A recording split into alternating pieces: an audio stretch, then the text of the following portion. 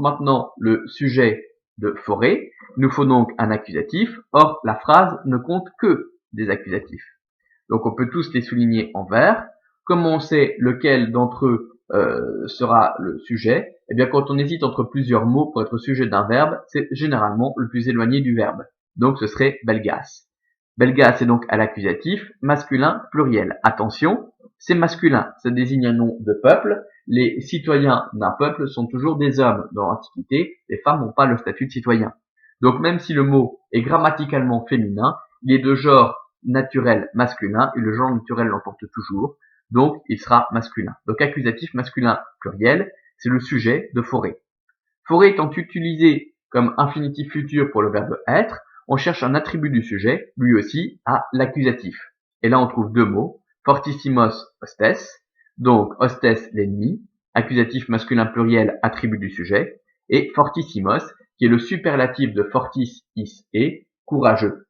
Donc à l'accusatif masculin pluriel aussi, qui fait partie de ce groupe nominal attribut du sujet.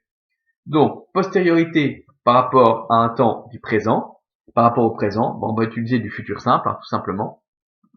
Donc César dit que les Belges seront de très courageux ennemis. Donc là, c'est pas bon, là, c'est pas bon, postériorité, c'est celle-ci. Seront de très courageux ennemis. On peut donc mettre la croix ici.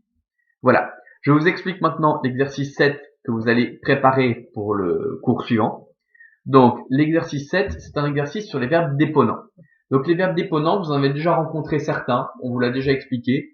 Bon, je vous le réexplique très rapidement, c'est facile à comprendre. Ce sont des verbes qui, en latin, n'existent qu'à la voix passive, mais qu'on va traduire par un verbe actif. Donc, ils sont à la voix passive, mais ils ont un sens actif.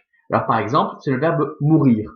Le verbe naître sont des verbes pour lesquels vous subissez l'action, mais qu'on ne peut pas faire à votre place. Donc naître, mourir, personne ne peut mourir ou naître à votre place. Donc vous subissez l'action, donc ils ont une forme passive, mais un sens actif, c'est tout. Et tout ce qu'on vous demande dans ces verbes, c'est de les traduire.